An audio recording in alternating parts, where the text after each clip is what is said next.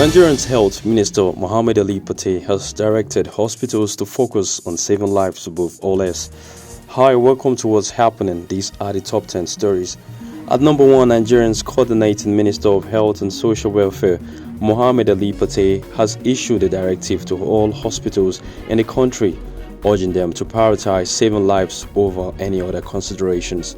This move comes in response to long-standing concerns that hospitals have been demanding police reports from gunshots and accident victims before providing treatment, leading to unavoidable fatalities. Pate made this known during an interview on Channels Television's Sunrise Daily program. He also expects that state governments will follow the federal government's directive, ensuring that hospitals across the nation align with these guidelines. At number 2, the federal government of Nigeria has announced its intention to engage only competent contractors for future road projects across the country. Minister of Works David Umahi revealed this development after meeting with President Bola Tinubu in Abuja. Umahi expressed concerns over some contractors who have undertaken multiple road projects without the requisite capacity to handle such work, leading to project delays and inefficiencies.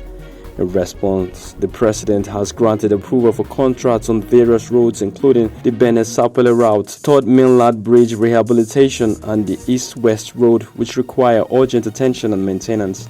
At number 3, the Lagos state government has initiated a significant step to address recurrent flooding issues in Lekki Phase 2 by commencing the demolition of structures constructed on drainage channels. The structures, valued at millions of nairas, were removed through the diligent efforts of the Ministry of Environment and Water Resources Enforcement Unit. This action comes after notices were issued to the building owners, and the operation was carried out on Wednesday along Mobile Road, Lekki Phase 2. Chief of Army Staff Lieutenant General Taoreed Lagbaja has officially inaugurated 3 training exercises, namely Exercise Still Waters 3, Golden Dawn 3, and Enduring Pace 3. The primary goal of this exercise is to bolster security and protect lives and property nationwide as the year concludes. The exercises will take place concurrently in various regions of the country, covering the South-South, Southeast, Southwest, and South-Central Nigeria. These actions aim to address and mitigate a variety of emerging security challenges unique to the mentioned geopolitical zones. These measures are especially crucial as the year-end festivities approach, when a significant number of Nigerians travel across the country, underscoring the need for a secure environment to conduct their lawful activities without fear of apprehension. At number 5, the Zamfara State Police Command has apprehended 2 individuals, Mansour Haruna and Ibrahim Nababa, in connection with the tragic killing of seasoned journalist Hamisu Denjigba. The suspects were paraded at the police command headquarters in Gusau, the capital of Zamfara State, by Commissioner of Police Mohammed Shehu Dalijan.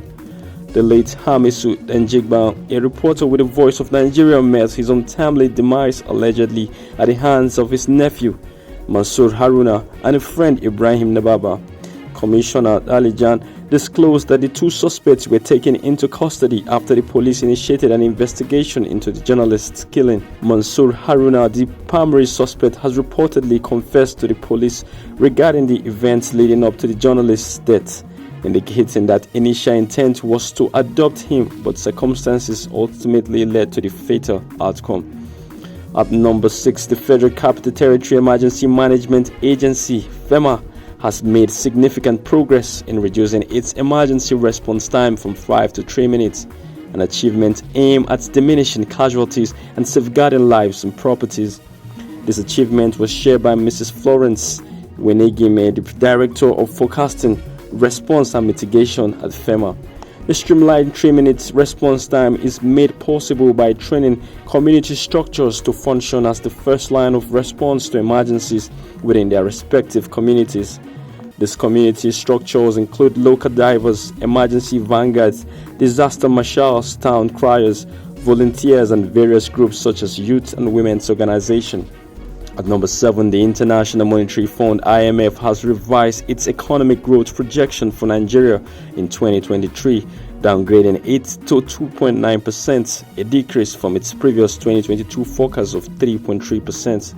This adjustment was revealed in the IMF's World Economic Outlook report for October 2023, released during the ongoing World Bank IMF annual meetings in Marrakesh, Morocco.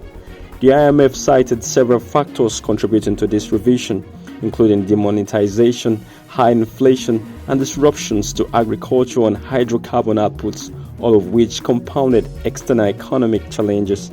High inflation was particularly highlighted as a concern affecting consumption of goods and services in Africa.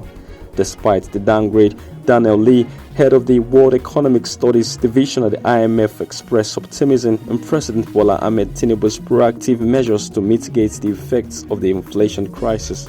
At number 8, a prominent social media influencer in Angola, Ana da Silva Miguel, known as Net Nahara on TikTok, has seen a prison sentence increased to 2 years by the country's court for allegedly insulting President Joao Lourenço on the popular social media platform. She was initially handed a 6-month prison sentence in August. However, an appeal court subsequently ruled that the punishment was too lenient and extended her sentence to 2 years. Another Silva Miguel reportedly used her TikTok account to criticize the president, accusing him of anarchy and disorganization. She also blamed the president for the lack of schools, housing and employment opportunities in the oil-rich southern African nation. At number 9, the French army has initiated its troop withdrawal from Niger, responding to orders from the leaders of the recent coup that ousted Niger's president. This process is expected to wrap up by year-end, marking the end of a French anti-jihadist operation in Africa. The first group of French soldiers prioritized for evacuation due to health or humanitarian reasons left Niger on Monday. While the exact destination is not officially confirmed, security sources suggest they are likely heading for Chad, covering a journey of over 1,600 kilometers to reach the Gemena, where French forces overseeing Sahel operations are based. At number 10, the draw for the 2024 African Cup of Nations AFCON is scheduled to be held in Abidjan, the economic capital of Ivory Coast, with the Super Eagles of Nigeria potentially set to face the Bafana Bafana of South Africa and the Atlas Lions of Morocco in what could become a challenging group.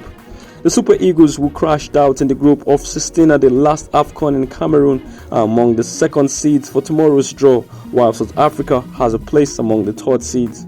That's all for today. See you next time on What's Happening.